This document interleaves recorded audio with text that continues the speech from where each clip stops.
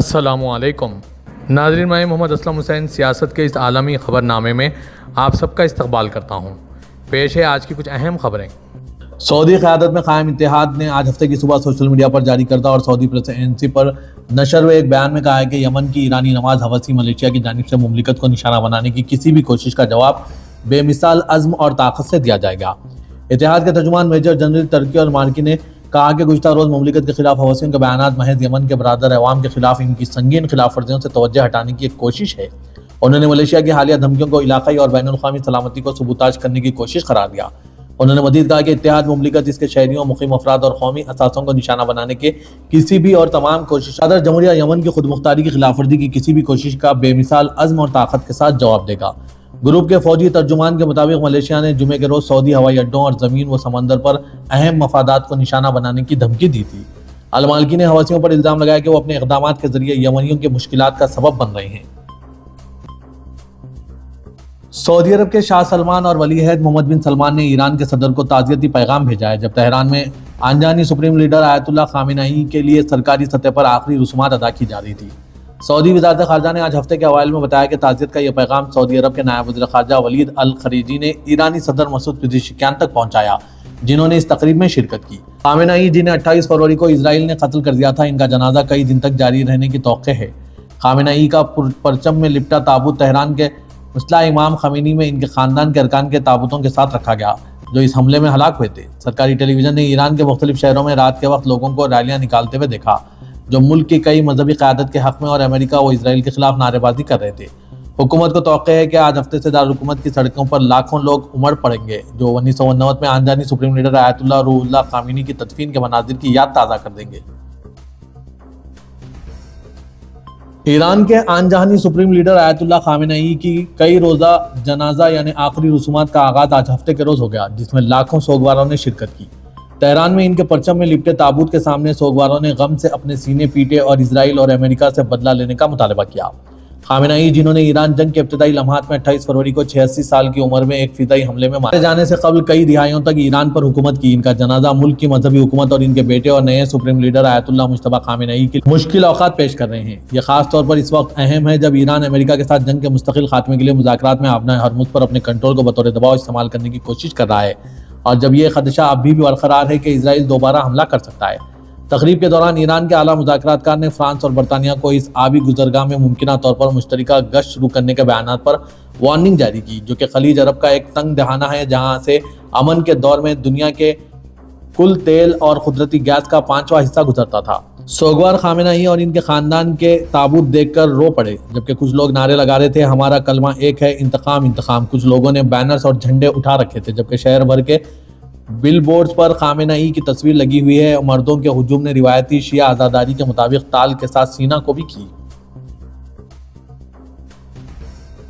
Pope لیو نے آج ہفتے کے روز اٹلی کے جزیرے لیمپوڈیسا کے دورے کا استعمال یورپی رہنماؤں پر زور دینے کے لیے کیا کہ وہ بحر روم کے خطرناک راستوں کو عبور کرنے کے لیے خطرہ مول لینے والے مایوس تارکین وطن کی مدد کے لیے مزید اقدامات کریں، کیونکہ اس سرحدی جزیرے پر اس سال آمد کی تعداد 7000 سے تجاوز کر گئی ہے۔ پوپ لیو، جنہوں نے گزشتہ سال ڈونلڈ ٹرمپ کے امیگریشن کے خلاف سخت گیر پالیسیوں کو غیر انسانی قرار دے کر ان کی ناراضگی مول لی تھی، انہوں نے دنیا سے اپیل کی کہ وہ زیادہ انسان دوست بنے اور جنگ یا غربت سے بھاگنے والوں کی مدد کریں۔ پروقار دورے کے دوران، جو ایک ایسے وقت میں ہوا جب ان کا آبائی ملک اپنی 250ویں سالگرہ منا رہا تھا، پوپ نے کہا جنہوں نے اس سمندر میں اپنی جانیں گنوائیں وہ ان فیصلوں کے بھی شکار ہیں جو کیے گئے اور ان کے بھی جو نہیں کیے گئے۔ آج ہفتے کو امریکی آزادی کے 250 سال مکمل ہوئے ہیں۔ اپنی 250ویں سالگرہ کے موقع پر روایتی آتش بازی، ریاستی میلوں، تاریخی جنگوں کی منظرکشی، پریڈز اور گھروں کے پچھلے حصوں میں ہوئی باربیکیو، جو یوم آزادی کی تقریبات کا خاصہ ہے کہ اس کے درمیان امریکہ ایک ایسے ملک کے طور پر سامنے کھڑا ہے جو تقسیم اور نئی تشکیل کے اس دور میں اپنے اساسی نظریات پر غور و فکر کر رہا ہے۔ ایک لحاظ سے یہ تاریخ خود کو دہرا رہی ہے۔ سن 1776 میں امریکہ تقسیم اور نئی تشکیل کے لیے ایک شدید جھٹکے کے نتیجے میں وجود میں آیا تھا، جب برطانیہ کی 13 نوآبادیات کی حال ہی میں بلائی گئی کانٹیننٹل کانگریس کے 56 ارکان نے بادشاہ جارج سوموم پر ظلم کا الزام لگایا، مادر وطن سے ناطا توڑا اور آزادی کا اعلان کیا۔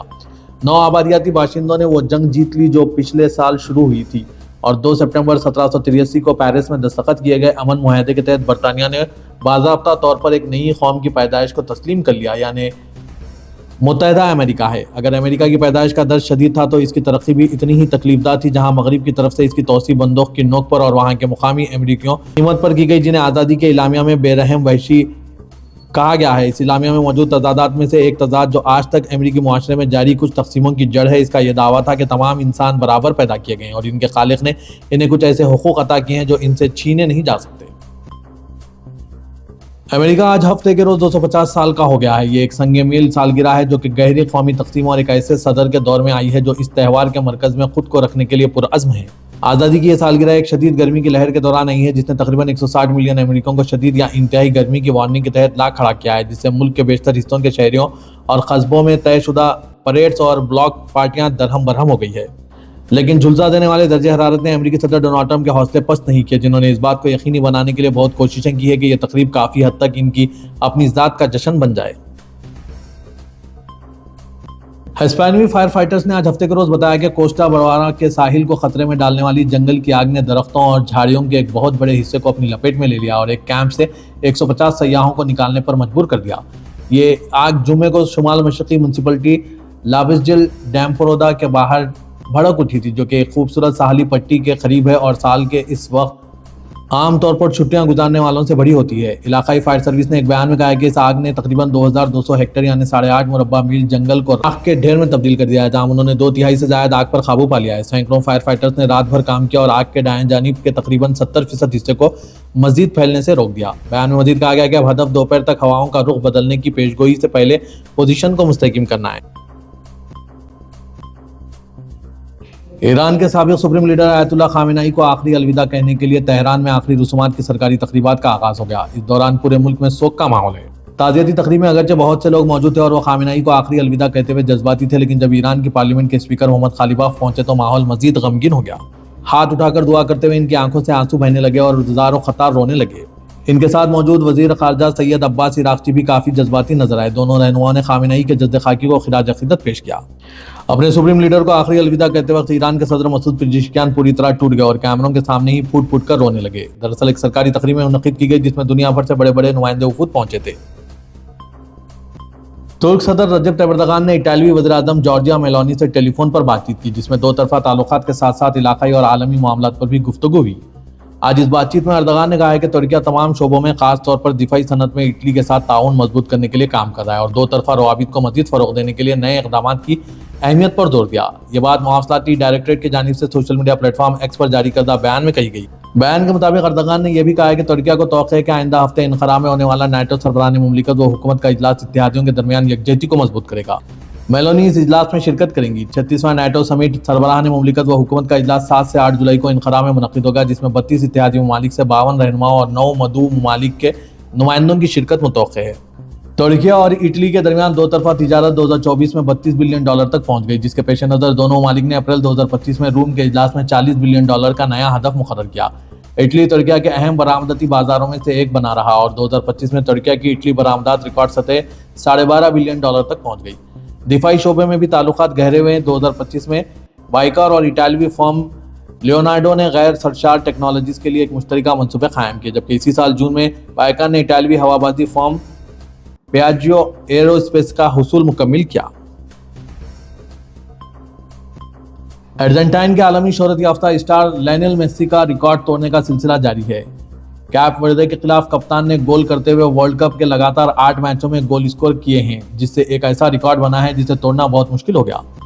کیپ وردے کے خلاف 29ویں منٹ میں کیا گیا میسی کا گول ان کے عالمی کپ کیریئر کا 20واں تھا، جس سے ان کے ریکارڈ میں اضافہ ہوا اور وہ تاریخی فہرست میں فرانس کے کیلیان ایمباپے سے 2 گول آگے نکل گئے۔